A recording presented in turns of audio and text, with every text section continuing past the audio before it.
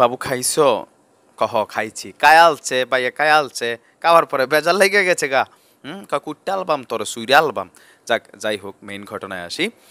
সবাইকে স্বাগত না এমিলি ইউটিউব পরিবারে। যদি ভালো লাগে সাবস্ক্রাইব, আর যদি ভালো না লাগে দেখতে থাকুন। দেখতে দেখতে ভালো লাগা ভালোবাসা হয়ে যাবে ইনশাআল্লাহ। দর্শক, ভিপি নূরের প্রসঙ্গই এই ভিডিওটা। ভিপি নূরের প্রসঙ্গ, যদিও এখানে পুরনো তথ্যগুলো বেশি, বাট নতুন কিছু তথ্য আমাদের হাতে এসেছে, সেইখান থেকে আমরা পুরোটা বিষয় ক্লিয়ার করব। ধর্ষিতা সেই ছাত্রীর একটা নাম আমরা অলিখিতভাবে পেয়েছি, বাট সেই নামটা আসলে কতটুকু সত্য বা মিথ্যা জানি না। একজন বলেছেন নামটা হচ্ছে বিথি। এখন এই বিথির আরও কিছু আইডেন্টিটি আছে, বাট গণমাধ্যম প্রকাশ করার আগে সেটা আমার প্রকাশ করার আসলে হিম্মত নাই। একটাই কারণ, যদি কোনো ভুল মানুষের নাম, কোনো ভুল ইনফরমেশন আইসা থাকে, ভাই পরে তো আমার উপরে পেঁচাবেন। যারা আমাকে বিভিন্ন বিষয়ে ইনফরমেশন দিচ্ছেন, আমরা চাই না আমাদের কোনো নিউজের মাধ্যমে কোনো কি বলা হয় যে ধরেন নিরপরাধ কোনো মানুষ ফেঁসে যায়। ঠিক আছে? তো যাই হোক, ভিপি নূরের যে দ্বিতীয় মামলাটা, ঠিক প্রথম দিনের পরের দ্বিতীয় দিনের যে মামলার এজাহারটা, সেটা গণমাধ্যমগুলো প্রকাশ করেছে, আর গরিবরাও আমরা পাইছি। তো সেইখান থেকে কিছুটা স্টাডি যে নূর ভাইয়ের নামটা আসলে এখানে কিভাবে বেসিক্যালি ইনক্লুড করা হয়েছিল। নূরের বিষয়ে আপনার দ্বিতীয় এজাহারে এই যে ছাত্রী, তার প্রথম যে এজাহারের সাথে একটু ডিফারেন্ট করেছেন। সেখানে হচ্ছে যে ধর্ষণের মীমাংসার জন্য এই ডাকসুর ভিপি নুরুল হক নূর 24শে জুন আপনার এই ছাত্রীকে ঢাকার নীলক্ষেত এলাকায় দেখা করতে বলেন। তো ঘটনার দিন ওই ছাত্রী নূরের দেওয়া নির্ধারিত সময়ে সেইখানে উপস্থিত হন। এমনকি তারা উপস্থিত হওয়ার পরে নূরের কাছে, যেহেতু এই ছাত্রীও নাকি সাধারণ ছাত্র পরিষদের একজন সদস্য, সে তাকে দাবি করছে সে নূরের গ্রুপেরই মানে কি বলা হয় সদস্য। তো যেহেতু নূর এই দলের প্রধান, সেই কারণে তিনি বিষয়টা নূরের কাছে চূড়ান্তভাবে জানান যে বিষয়টা আসলে তিনি কোনো সমাধান করে দিবেন কিনা, নাকি তিনি ক্যাম্পাসের যে রিপোর্টার আছে, সম্ভবত আমি ঢাকা ইউনিভার্সিটিতে হয়তো বিভিন্ন পত্রিকাগুলোর রিপোর্টার আছে, নাকি তাদের কাছে মুখ খুলবেন। ওই ছাত্রীর করা মামলার এজাহারে যে বিষয়টা সে বলছে যে নূর তখন কি করছে, যে আপনার স্বজন প্রীতির যেই বিষয়টা, সে বলছে যে মামুন হচ্ছে তার সহযোদ্ধা। তো মামুনের সাথে একটা বসে তিনি সুব্যবস্থা করে দিবেন, এটা নাকি তাকে আগে আশ্বাস দিয়েছিল।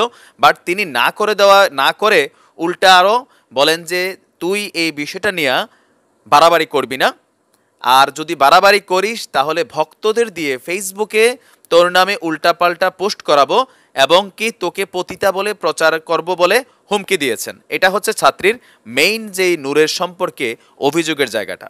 আচ্ছা, এখন এই অভিযোগটার কারণে যে মামলাটা দায়ের হয়েছে, আর এই মামলাতে ভিপি নূর যদি অ্যারেস্ট হয় তাহলে সেটার যৌক্তিকতা কতটুকু থাকে। সাধারণ মানুষ হিসাবে আমরা হয়তো আইন সম্পর্কে এত পড়ালেখা করে নাই, কিন্তু গ্রাম দেশে মেল বিচার দেখতাম, দেখছেন না? ছোটবেলায় এলাকার মুরব্বীরা, এখনও অনেক এলাকায় আছে এই ধরনের পঞ্চায়েত বসে, যেখানে বসে কিছু কিছু ফাইসালা করা হয়, গ্রাম্য সালিশ যেটারে বলা হয়। সেইখানের মেলে যদি এই বিষয়টা ওঠে, ওটা প্রথমে ডিসকোয়ালিফাই। মুসলিম মেয়ের বউরে যদি রাখা যায়, ফইলে কবে তারিখ চালাও কেন? কারণ হচ্ছে যে ধর্ষণ মামলার সহযোগী যে শব্দটা, সেটা দুইটা ক্ষেত্রেই ব্যবহারের জায়েজ আছে।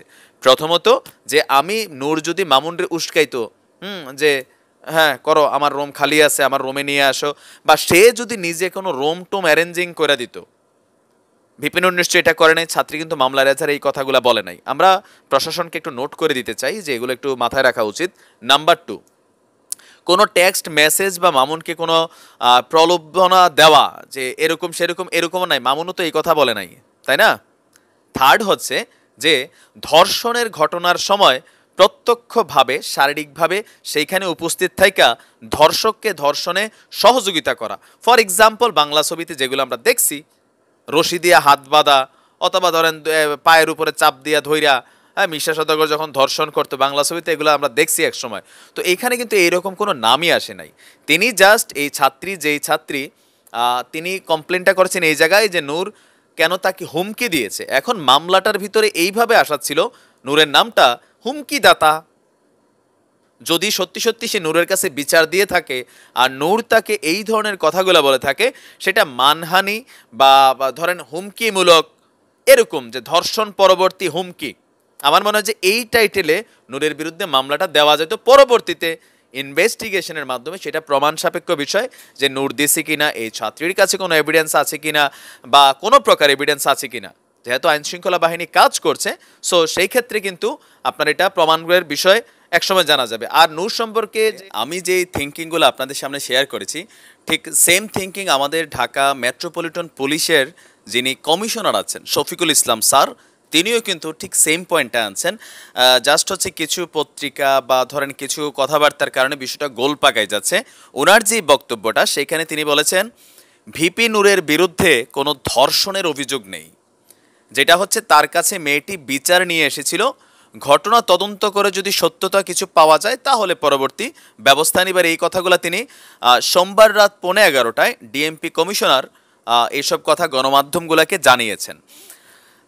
আর তিনি এটাও বলছেন যে মেয়েটি আসলে ধর্ষণের শিকার হয়েছে কিনা তা তদন্ত করা হবে, ঘটনার যদি সত্যতা পাওয়া যায় তাহলে আপনার পরবর্তী ব্যবস্থা যাদের বিরুদ্ধে বলা হয়েছে তাদের বিরুদ্ধে আন্ডার ইনভেস্টিগেশন, এরপর এটা সম্পর্কে সিদ্ধান্ত নেওয়া হবে। এটা ধন্যবাদ স্যার আপনাকে, যে আমরা আসলে সাধারণ জনতা তো একটু বেশি চিন্তা করে ফেলি, মাঝে মাঝে আবেগে চলে আসে, ভয় পাই।